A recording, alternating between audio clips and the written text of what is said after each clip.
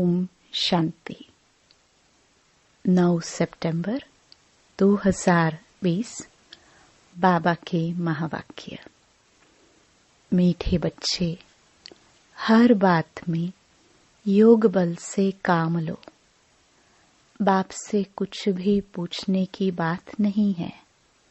तुम ईश्वरीय संतान हो, इसलिए कोई भी आसुरी काम न करो। प्रश्न: तुम्हारे इस योग बल की करामात क्या है? उत्तर: यही योग बल है जिससे तुम्हारी सब कर्मेंद्रिय वश हो जाती हैं। योग बल के सिवाय तुम पावन नहीं बन सकते। योग बल से ही सारी सृष्टि पावन बनती है। इसलिए पावन बनने के लिए व भोजन को शुद्ध बनाने के लिए याद की यात्रा में रहो। युक्ति से चलो, नम्रता से व्यवहार करो। ओम शांति।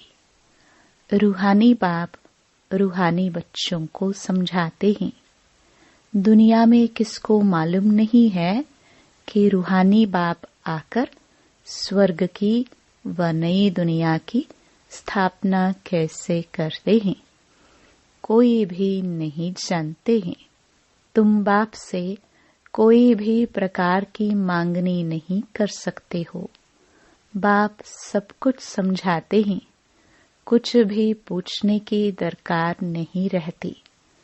सब कुछ आप ही समझाते रहते हैं। बाप कहते हैं, मुझे कल्प कल्प इस भारत खंड में आकर क्या करना है, सो मैं जानता हूँ, तुम नहीं जानते। रोज रोज समझाते रहते हैं। कोई भल एक अक्षर भी न पूछे तो भी सब कुछ समझाते रहते हैं। कभी पूछते हैं, खान पान की तकलीफ होती है। अब यह तो समझ की बात है। बाबा ने कह दिया है, हर बात में योग बल से काम लो, याद की यात्रा से काम लो, और कहाँ भी जाओ तो मुख्य बात बाप को जरूर याद करना है। और कोई भी आसुरी काम नहीं करना है। हम ईश्वरीय संतान हैं, वह है सबका बाप। सबके लिए शिक्षा यह एक ही देंगे। बाप शिक्षा देते हैं, बच्चे स्वर्ग का मालिक बनना है। राजाई में भी पोजीशन तो होती है ना। हर एक के पुरुषार्थ अनुसार मर्तबा होता है। पुरुषार्थ बच्चों को करना है और प्रारब्ध भी बच्चों को पानी है। पुरुषार्थ कराने लिए बाप आते हैं। तुमको कुछ भी पता नहीं था कि बाप कब आएंगे, क्या आकर करेंगे, कहाँ ले जाएंगे। बाप ही आकर समझाते हैं। ड्रामा के प्लान अनुसार तुम कहाँ से गिरे हो। एकदम ऊंच छोटी से। जरा भी बुद्धि में नहीं आता कि हम कौन हैं। अब महसूस करते हो ना। तुमको स्वप्न में भी नहीं था कि बाप आकर क्या करेंगे। तुम भी कुछ नहीं जानते थे। अब बाप मिला हुआ है तो समझते हो। ऐसे बाप के ऊपर तो न्योछावर होना पड़े। जैसे पतिव्रता स्त्री होती है तो पति पर कितना न्योछावर होती है। चिता पर चढ़ने में भी डर नहीं होता है। कितनी बहादुरी होती है। आगे चिता पर बहुत चढ़ती थी। यहाँ बाबा तो ऐसी कोई तकलीफ नहीं देते हैं। भल नाम ज्ञान चिता है, परंतु जलने करने की कोई बात नहीं। बाप बिल्कुल ऐसे समझते हैं जैसे मक्खन से बाल। बच्चे समझते हैं बरोबर जन्म जन्मांतर का सिर पर बोझा है, कोई एक मंजिल नहीं। हर एक मनुष्य एक दो से जास्ती अजामिल है। मनुष्यों को क्या पता पास्ट जन्म में क्या क्या किया है। अभी तुम समझते हो पाप ही किए हैं, वास्तव में पुण्य आत्मा एक भी नहीं है। सब हैं पाप आत्माएं। पुण्य करे तो पुण्य आत्मा बन जाए। पुण्यात्माएं होती हैं सतयुग में। कोई ने हॉस्पिटल आदि बनाई सो क्या हुआ, सीढ़ी उतरने से थोड़े बच जाएंगे। चढ़ती कला तो नहीं होती है ना, गिरते ही जाते हैं। यह बाप तो ऐसा बिलावड है जिस पर कहते हैं जीते जी न्योछावर जाए, क्योंकि पतियों का पति बापों का बाप सबसे ऊंच है। बच्चों को अभी बाप जगा रहे हैं। ऐसा बाबा जो स्वर्ग का मालिक बनाते हैं कितना साधारण है। शुरू में बच्चियां जब बीमार पड़ती थी तो बाबा खुद उन्हों की सेवा करते थे। अहंकार कुछ भी नहीं। बाप दादा ऊंचते ऊंच है। कहते हैं जैसे कर्म मैं इनसे कराऊंगा या करूंगा, दोनों जैसे एक हो जाते हैं। पता थोड़ी पड़ता है बाप क्या करते हैं, दादा क्या करते हैं। कर्म अकर्म विकर्म की गति बाप ही बैठकर समझाते हैं। बाप बहुत ऊंच है। माया का भी कितना प्रभाव है। ईश्वर बाप कहते हैं ऐसे मत करो तो भी नहीं मानते हैं। भगवान कहते हैं मीठे बच्चे यह काम नहीं करना, फिर भी उल्टा काम कर देते हैं। उल्टा काम के लिए ही मना करेंगे ना। लेकिन माया भी बड़ी जबरदस्त है। भूले चुके भी बाप को नहीं भूलना है। कुछ भी करे, मारे अथवा कूटे, ऐसा कुछ बाप करते नहीं हैं, परंतु यह एक्सट्रीम में कहा जाता है। गीत भी है तुम्हारे दर को कभी नहीं छोड़ेंगे। चाहे कुछ भी कहो, बाहर में रखा ही क्या है। बुद्धि भी कहती है जाएंगे कहाँ। बाप बादशाही देते हैं, फिर थोड़े ही कभी मिलती है। ऐसे थोड़े ही है दूसरे जन्म में कुछ मिल सकता है, नहीं। यह पारलौकिक बाप है जो बेहद सुखधाम का तुमको मालिक बनाते हैं। बच्चों को दैवी गुण भी धारण करने हैं, सो भी बाप राय देते हैं। अपना पुलिस आदि का काम भी करो, नहीं तो डिसमिस कर देंगे। अपना काम तो करना ही है। आंख दिखानी पड़ती है। जितना हो सके प्रेम से काम लो, नहीं तो युक्ति से आंख दिखाओ। हाथ नहीं चलाना है। बाबा के कितने ढेर बच्चे हैं। बाबा को भी बच्चों का ओना ख्याल रहता है ना। मूल बात है पवित्र रहना। जन्म जन्मांतर तुमने पुकारा है ना, हे पतित पावन आकर हमको पावन बनाओ। परंतु अर्थ कुछ भी नहीं समझते।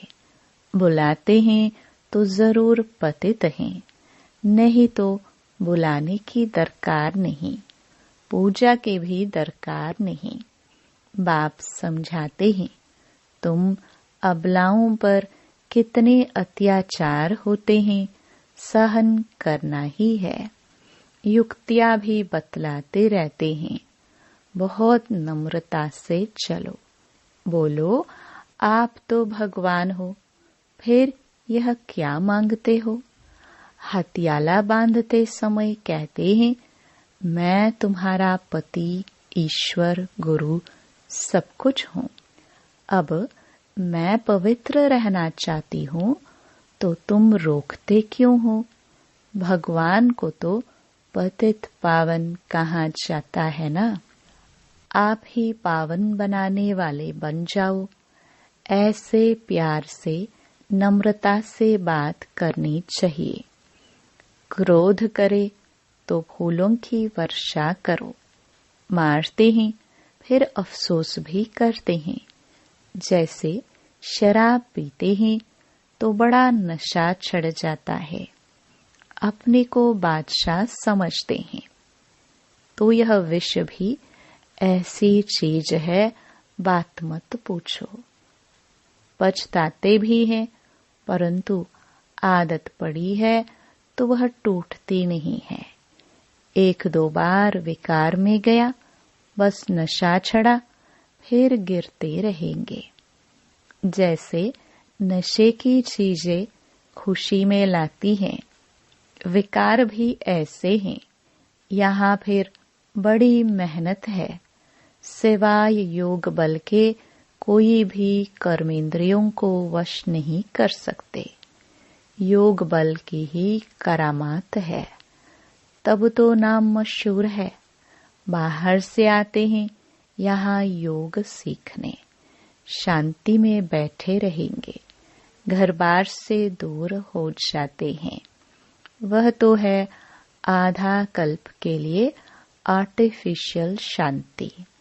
किसको सच्ची शांति का मालूम ही नहीं। बाप कहते हैं, बच्चे, तुम्हारा स्वधर्म ही है शांत। इस शरीर से तुम काम करते हो। जब तक शरीर धारण न करे, तब तक आत्मा शांत रहती है।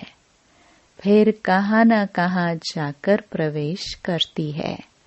यहाँ तो फिर कोई कोई सूक्ष्म शरीर से धक्के खाती रहती है। यह छाया के शरीर होते हैं। कोई दुख देने वाले होते हैं, कोई अच्छे होते हैं। यहाँ भी कोई भले मनुष्य होते हैं जो किसको दुख नहीं देते हैं। कोई तो बहुत दुख देते हैं। कोई जैसे साधु महात्मा होते हैं।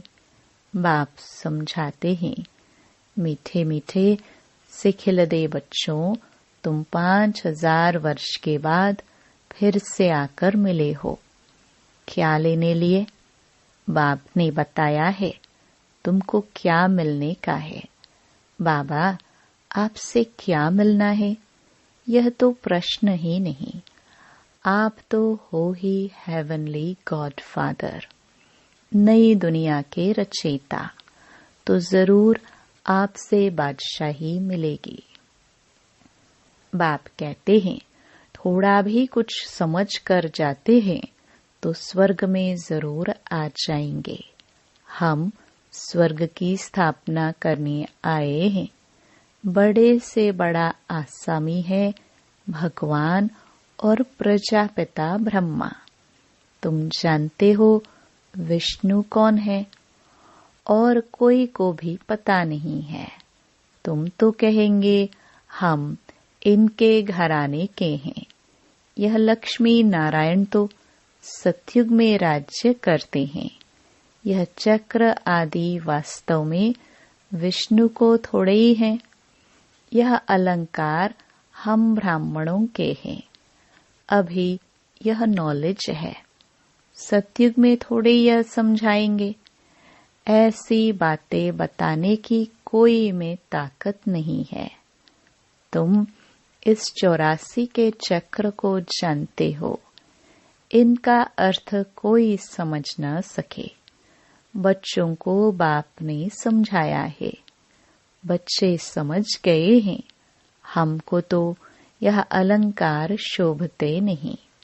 हम अभी शिक्षा पा रहे हैं, पुरुषार्थ कर रहे हैं, फिर ऐसे बन जाएंगे। स्वदर्शन चक्र फिराते फिराते हम देवता बन जाएंगे। स्वदर्शन चक्र अर्थात रचयिता और रचना के आदि मध्य अंत को जानना है। सारी दुनिया में कोई भी यह समझा नहीं सकते कि यह सृष्टि का चक्र कैसे फिरता है। बाप कितना सहज कर समझाते हैं। इस चक्र की आयु इतनी बड़ी तो हो नहीं सकती।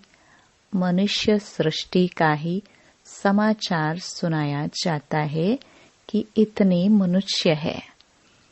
ऐसे थोड़े ही बताया जाता है कि कछुए कितने हैं, मछलियां आदि कितने हैं।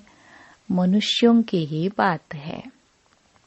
तुमसे भी प्रश्न पूछते हैं, बाप सब कुछ बतलाते रहते हैं, सिर्फ उस पर पूरा ध्यान देना है। बाबा ने समझाया है, योग बल से तुम सृष्टि को पावन बनाते हो, तो क्या योग बल से खाना शुद्ध नहीं हो सकता है? अच्छा, तुम तो ऐसे बने हो, फिर कोई को आप समान बनाते हो। अभी तुम बच्चे समझते हो कि बाप आया है स्वर्ग की बादशाही फिर से देने, तो इनको रिफ्यूज नहीं करना है। विश्व की बादशाही रिफ्यूज की तो खत्म, फिर रिफ्यूज किचड़े के डब्बे में जाकर पड़ेंगे। यह सारी दुनिया है किचड़ा, तो इनको रिफ्यूज ही कहेंगे। दुनिया का हाल देखो क्या है। तुम तो जानते हो हम विश्व के मालिक बनते हैं। यह किसको पता नहीं है कि सतयुग में एक ही राज्य था। मानेंगे नहीं। अपना घमंड रहता है तो फिर जरा भी सुनते नहीं। कह देते यह सब आपकी कल्पना है। कल्पना से ही यह शरीर आदि बना हुआ है। अर्थ कुछ नहीं समझते। बस यह ईश्वर की कल्पना है। ईश्वर जो चाहे सो बनते हैं। उनका यह खेल है। ऐसी बातें करते हैं। बात मत पूछो। अभी तुम बच्चे जानते हो बाबा आया हुआ है। बूढ़िया भी कहती हैं, बाबा हर 5000 वर्ष के बाद हम आपसे स्वर्ग का वर्षा लेते हैं। हम अभी आए हैं स्वर्ग की राजाई लेने। तुम जानते हो कि सभी एक्टर्स का अपना पार्ट है। एक का पार्ट न मिले दूसरे से। तुम फिर इसी ही नाम रूप में आकर इसी समय बाप से वर्षा लेने का पुरुषार्थ करेंगे। कितनी अथाह कमाई है। भल बाबा कहते हैं, थोड़ा भी सुना है तो स्वर्ग में जाएंगे, परंतु हर एक मनुष्य पुरुषार्थ तो ऊंच बनने का ही करते हैं न। तो पुरुषार्थ है फर्स्ट। अच्छा, मीठे मीठे सिखिलदे बच्चों प्रति माता पिता बाप दादा का याद प्यार और गुड मॉर्निंग। रूहानी बाप की रूहानी बच्चों को नमस्ते। धारणा के लिए मुख्य सार। पहला, जैसे बाबा बच्चों की सेवा करते हैं, कोई अहंकार नहीं, ऐसे फॉलो करना है। बाबा की श्रीमत पर चलकर विश्व की बादशाही लेनी है।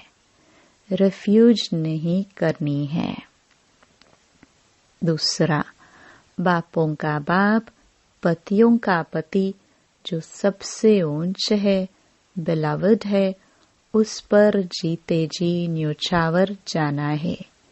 ज्ञान चिता पर बैठना है। कभी भूले चुके भी बाप को भूल उल्टा काम नहीं करना है।